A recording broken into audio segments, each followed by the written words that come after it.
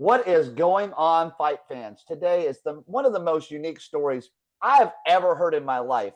Ryan Ryu Petersen, what is going on today, dude? How you doing? How you doing, Chris? I'm doing well, brother. Man, it's not every day I talk to someone in your situation, right? Like you have probably one of the I've been around a lot of roughness in my life, but eighth grade dropout to being where you're at to being in life. I'm just still in shock over all the stories we've been just going back and forth about. You're an inspiration, man. Whether you know it or not, you're an Mm. inspiration to be where you're at. And man, thank you very much for joining us. Hey, thank you, man. I'm very grateful for your time. I appreciate it. Yeah, thank you. Well, let's get it started, Dan. I want to know how you get into fighting. So we'll go way back, and some of it is probably reiterated, but obviously, I was born, I was adopted. I was adopted from birth, and not too long after that, the people that adopted me decided to split up. My mom remarried, and my stepdad was just he'd be coked out all the time, so you wouldn't know what you were walking into. They were drinking and everything like that, so you'd get highs and lows, highs and lows. So I was always on guard from violence, always like worried about what was going to pop off. And I think that that built something in me to want to make sure that I didn't want anybody to take advantage of me. So, but violence usually scared me as I was growing up. As I got into teenage years, I really started to push it. I started training a little bit as a probably seventh grade, but I didn't continue to pursue it. But then on the streets, being afraid of that, anytime somebody would look at me wrong, I had bad attitude or be insecure about it and just, start fighting over things. So it started out as just street fighting like a knucklehead. As I grew and started to develop more discipline, I started going to a gym. That's basically what created the discipline. Started going to a gym, and it really started to change the trajectory of my life. That I didn't want to be hanging out with these people that were wasting my time or wasting their lives, wasting the opportunity that we have in life. Started training, um, and basically just took it from there. As soon as I picked up training, I knew that this is what I wanted to do. I wanted to actually be a pro wrestler my whole life. I wanted to be a pro wrestler. Did you really? Yeah, and then when I was probably 18 or so, I was like, no, I got to fight for real. So that's what I always Yeah. thought I was going to Well, do, as a well, pro wrestler. I like to hear the pro. Do you have that wrestling promo in you? Like, can you cut a mean promo? Probably not. Maybe when I was young, I probably could have, but now I'm probably too quiet. Well, I'm a listen, bit. I got something for you, bro. Next time your fight's announced, I think something's coming up maybe in the future. We'll maybe Maybe. find out. But what I will tell you is we're gonna have to cut a mean wrestling. Did you see what Vidal did the other day? That dude got on Yes. Yeah. Hulkamania. He's crazy. I did an interview with him. The dude is a madman, but Yeah. Yeah. he shoots a heck of a promo. He does. Yeah, him and I actually just talked on the phone maybe 2, 3 days ago, and I was telling him it was the day before he put that out. And I was just talking to him, and I was like, "Man, you always got those good promos." So Yeah, he's a good dude. He's helped me out with a lot of stuff too. yeah, the extreme BKFC page guy. He and I were always talking. He's like, "That's the Chael Sonnen of BKFC." I'm like, That "That that's makes a good one. it makes perfect sense." Like you, when I look at you, I'm like, he's a nice guy. He's pretty good. And then I'm like, maybe he might be able to whoop my ass real bad. And I'm like, oh, never mind. Then you watch his videos. It's like, oh yeah, never mind. Like I get kind of nice because you smile and like you're happy and like I think going through what you've gone through in your life has made you get to this, mold you into this person.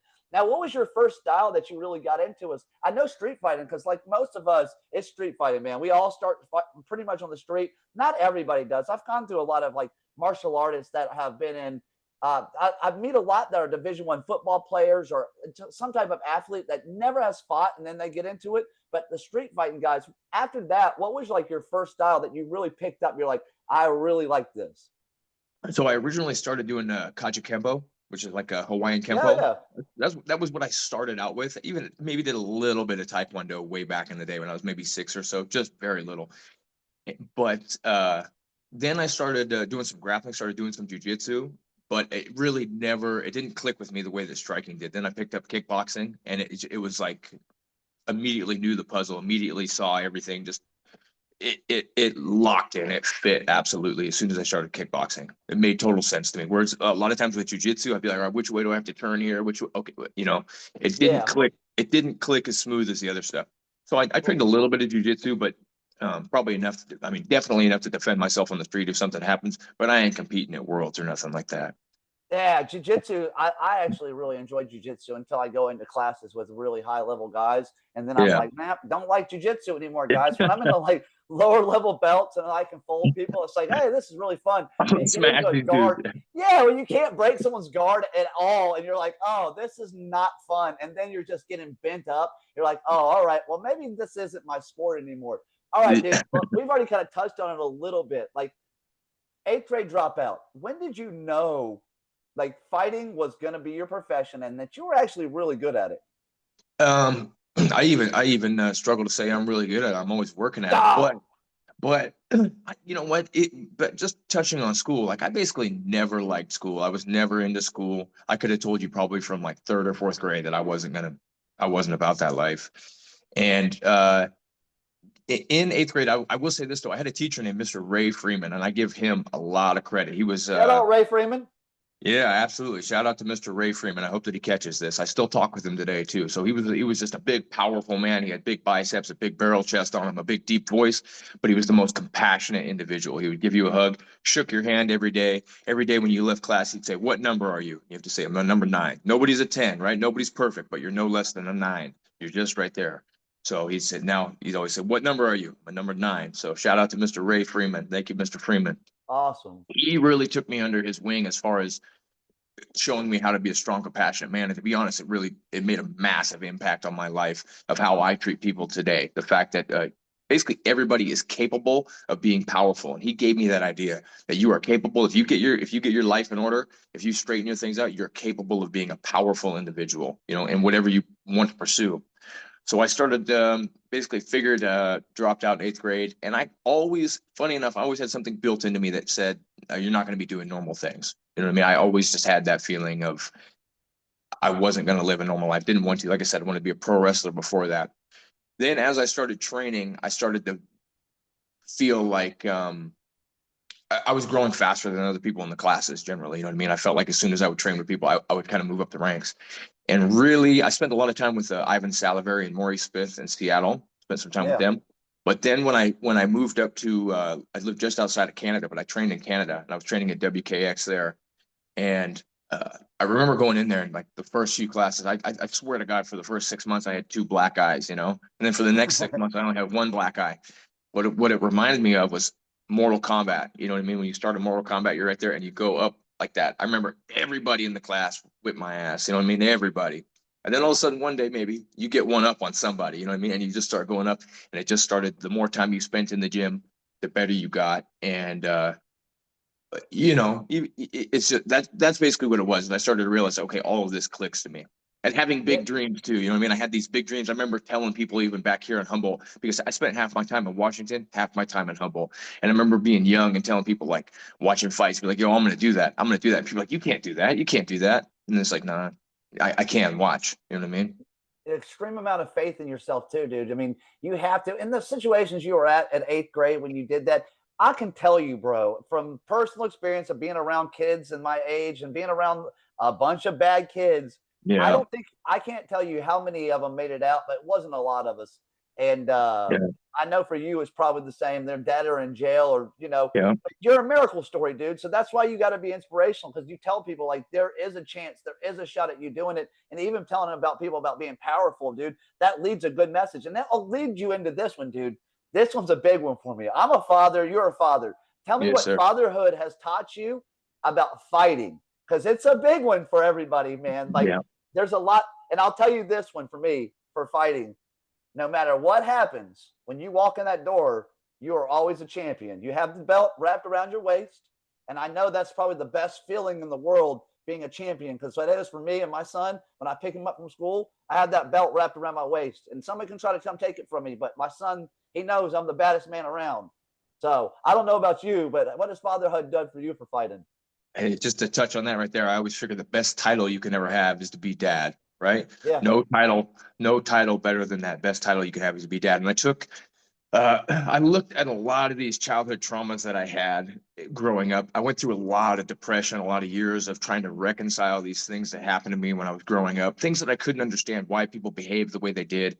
And I even went to a hypnotherapist. I had somebody very close to me. He was like a godfather to me. He committed suicide, and it really rocked my world. And it got to the point where my wife was telling me, she's, you need help, because I was getting to the point where I was going to do the same thing if I didn't seek out help.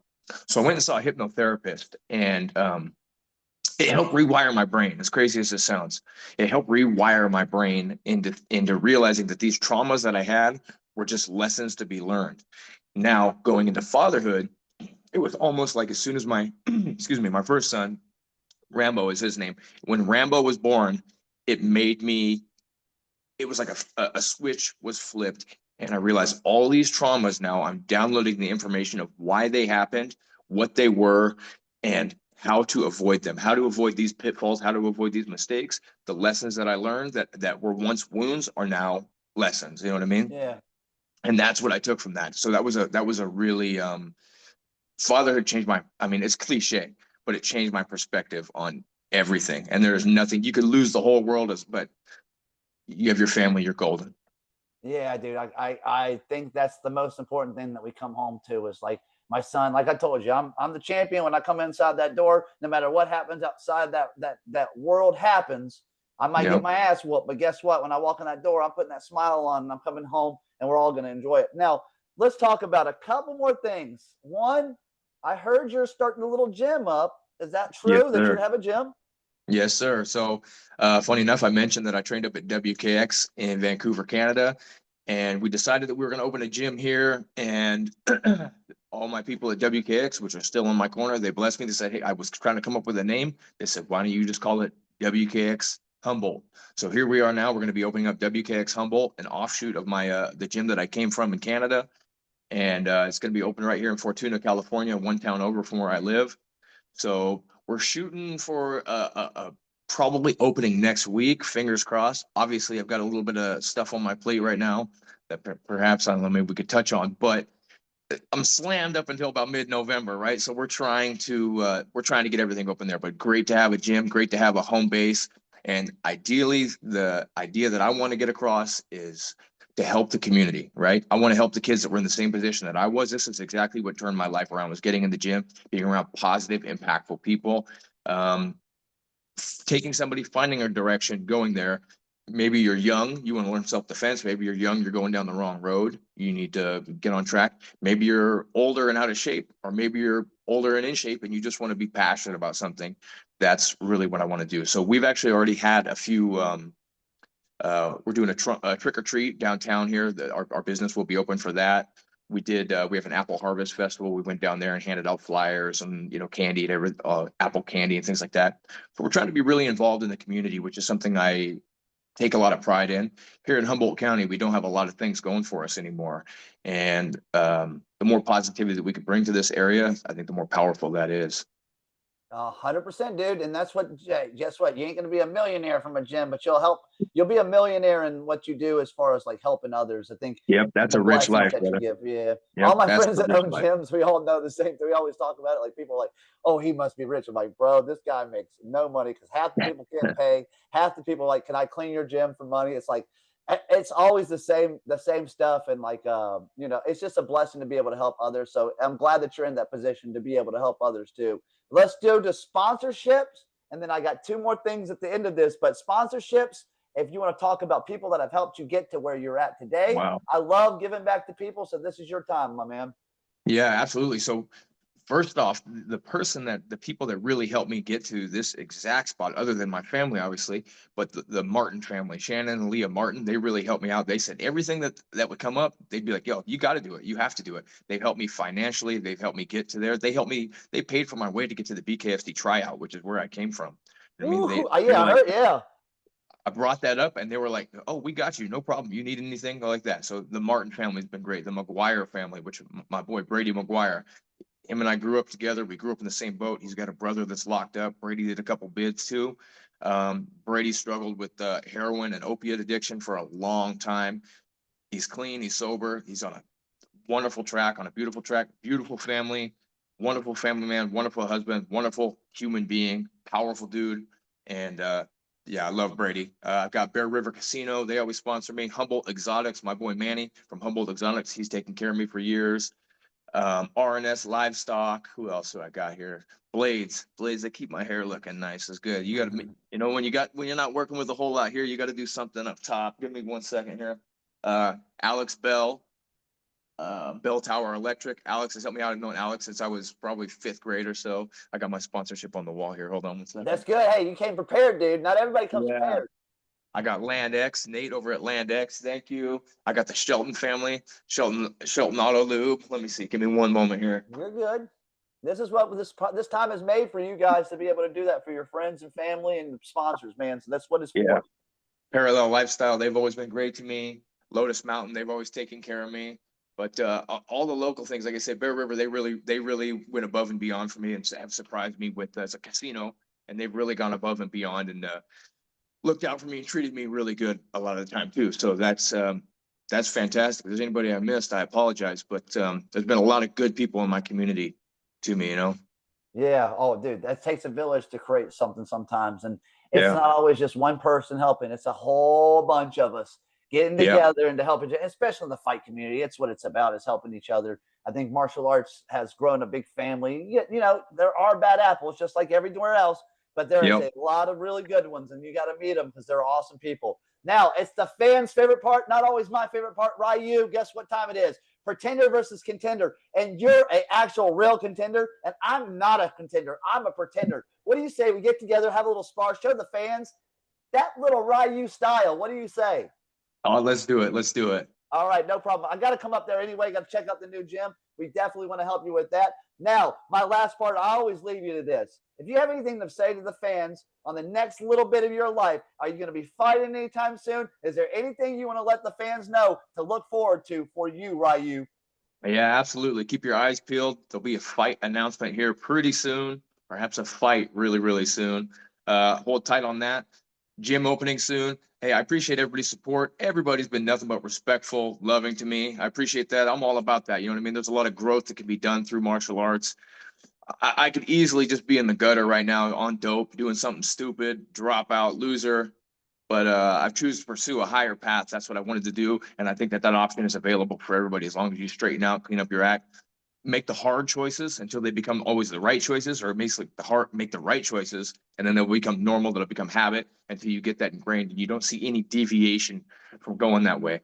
That's basically my message. If you have something to pursue, if you have something that's on your heart, you must pursue it. Otherwise, perhaps your spirit will never be at rest. So that's my main message. Go after whatever it is that makes your heart pound, whatever it is that scares you, whatever it is that makes you sick in the stomach when you think about it because you're not doing it. That's what you need to be doing in your life. I cannot believe, dude, you're a college professor is what you are to me. I don't get it. I just don't get it. I've seen people that go to college and they talk, and I'm like, there's no way you went to college. And then you tell me you're 8th grade. You might be a lying. Are you lying to me about that? You no, I swear to God. Man? Last grade I finished was 8th grade. You must be around a lot of people that really loved you to help you get where you're at today. And you must have really tried really hard in your life, because that's all I can say, man. It's like you're very, very blessed to me. Thank you, sir. I appreciate that. Dude. So you keep inspiring people, whether you think so or not. You keep pushing it, dude, because I'm telling you, you did it to me. So if you did it to me, there's probably 1,000 other people you've done it to at least. So good job, and I appreciate you. Thank you, Chris. I appreciate that very much, sir. Thank you. We'll see each other pretty soon too, I bet, sometime. Sounds good, my man.